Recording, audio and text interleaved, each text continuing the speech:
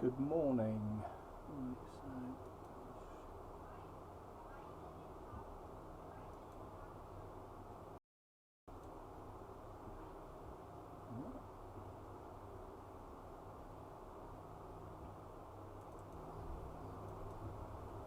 Good morning.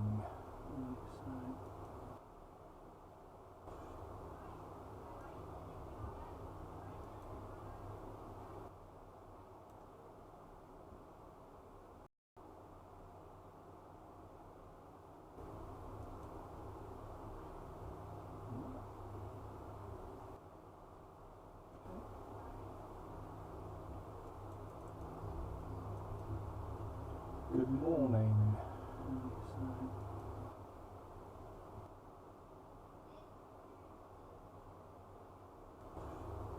1, 2.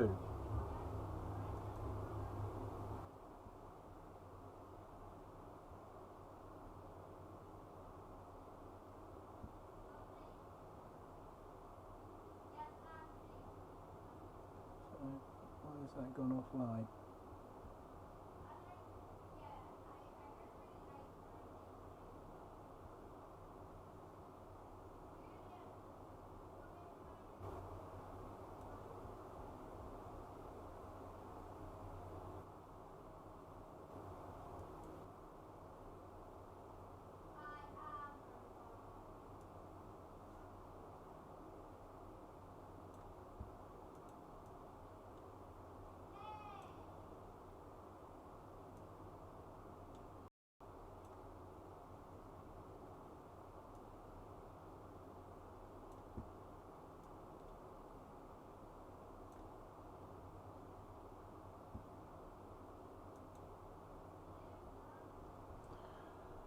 Hello, hello, hello. Right, live on YouTube.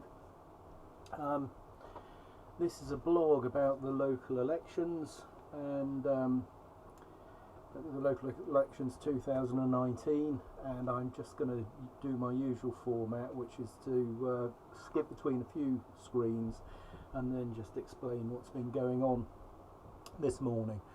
So I did a blog which I put out this morning called Polishing the Progressive Neoliberal Turd. Tina takes a dump and the NGO Sock Puppet Complex polishes it. New Paradigm Alliance, PDC, that's Personal Destiny Control, and the Canton Model Direct Democracy. Joe Blob 20, that's the John Ward Slog, the incorrigible dissident blogspot. And then Clueless Elites and Keep Polishing the Turd. So John put out a blog the other day, True Colours, a sober analysis of the potential for long-term political freedom in Britain, which came in part 1 and part 2. And then he also put up another blog this morning, which is this window here. And with this blog, liked it yet, I will press like. The central idea that John's putting forward is that the poor showing by both parties in the local elections makes a Brexit deal between them more likely. Well, unpacking that slightly, it's debatable whether or not the local elections were a poor show for Labour or not. I'd read that if they'd lost 120 seats, then there may be another leadership challenge. They've actually lost 88. The Tories have lost north of 1,300 and lost quite a swathe of seats. But the analysis of what that actually means, I agree with John that on such a low turnout and against the backdrop of what people say the elections are about and what they are actually about are very important questions. And that's where the title on this stream actually comes in. And that's this quote here from Confucius: the beginning of wisdom is to call things by their proper name. I've done this stream once already and it crashed, but happily in fixing that crash I've managed to fix my setup. There's a bug in Ubuntu, which means that occasionally I lose my second screen, and when I do that it kind of disrupts my workflow a bit, but I fixed the crash earlier and that's actually fixed my second screen, so I'm quite happy. That quote there, which is in this blog on the 16th of March, which way back then when the Christchurch shootings happened, and since then we've also had the Sri Lankan explosions, etc. And the subtext of the war on terror actually do fall into this whole idea of calling things by their proper name and the start of wisdom. So Sunday bloggers, pedagogy of the obsessed, Brexit Brino, Brexit Rebellion, democracy, end times, control files, MO5, MI6, CIA and Mossad. Well, since I wrote that, Sir Mark Sidwell has kind of come out of the shadows, and we've had the Who Are We episode with the not the resignation, but the sacking of Gavin Williamson, the British Defence Secretary.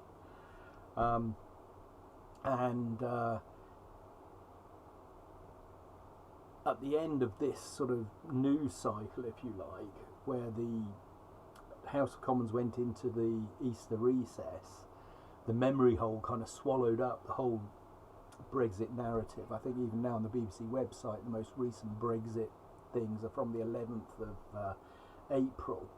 And the establishment really are struggling to get onto the next page of their story.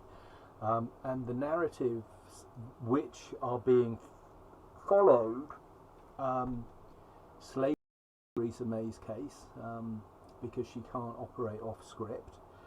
The 2017 election showed that sort of better than anything. These narrative-based stories of democracy and calling things by their proper name, we don't have a democracy which is a representative or delegated democracy, whereby the political people who are sent to the various forums which we're told govern us are not responding to the requirements of the people, but they're responding to the requirements of the corporate lobby and the corporate state, which is a function of oligarchy. And we live in a corporate monopoly state where things are run largely for the benefit of global corporations and their access to markets. And this is the idea of Tina, there is no alternative, and the idea of because markets.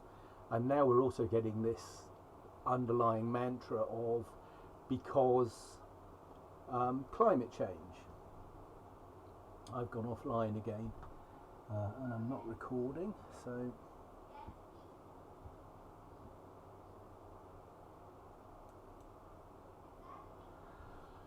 so I see that my stream is cutting in and out, but I've just pressed the record button as well. So anyway, I was just up to the part of saying that the narrative-based structure, the what Karl Rove referred as the actors in history, reality-based communities, where the idea is that the storytellers will tell people what is reality. Now, in scientific discourse, Michel Foucault, the French philosopher, I think he's known as a French situationist or whatever, but he put forward the notion of the episteme, and in epistemology that's the study of philosophy of knowledge, what is and the knowable, and he narrowed that down to the episteme, which is not only what is knowable, but what is allowable to say, what is allowable to be brought into the paradigm, and then the question of paradigm shifts comes into play, and Thomas Kuhn described a process whereby when there's a paradigm shift, a shift from one paradigm to another, the existing establishment that have operated in a older paradigm, as they are falsified, they cling to their own truths and narratives, but eventually new blood comes in and the old paradigm is cast off and the new one is then adopted. And we seem to be at a juncture in our politics where what we see happening is a switching, or an attempted switch, from the Washington Consensus paradigm around, some people say the Bretton Woods system, but the Bretton Woods system actually fell down in 1972 during the Nixon shock, because the Bretton Woods system did have a dollar gold standard. Post 1972, the dollar was free floating, and other free floating currencies basically attached to the dollar.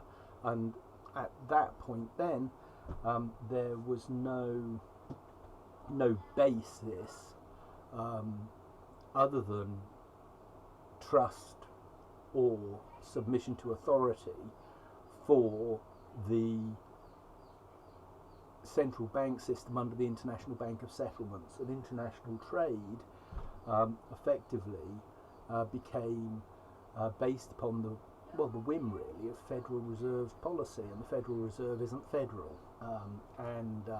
so that undermined American democracy, or republicanism, because a republic is a peculiar species of democracy, and a parliamentary democracy, such in the UK, is a peculiar sort of species of constitutional democracy. So there are different ways of doing what we call democracy, but what we have is not what is the accepted common understanding, and that is that the people that we elect then go and do our bidding. The people who are put up for election effectively have passed various tests which establish their loyalty to an overarching establishment, and the problem that the establishment have with Jeremy Corbyn is he's got through the net. Arguably, he's got through the net. I think that's sustained by argument, and what that represents at the moment is the natural switching from the blue team, the Tories, to the red team, whereby you get the pacification of the voters because they feel that they will then punish one lot and have another lot in, who they go back and forth punishing in turn, all the while pretty much doing the same thing, and being beholden not to the voters, but the understanding is they're beholden to the supranational global corporate state. And so what we have, calling it by its proper name, is a corporate state monopoly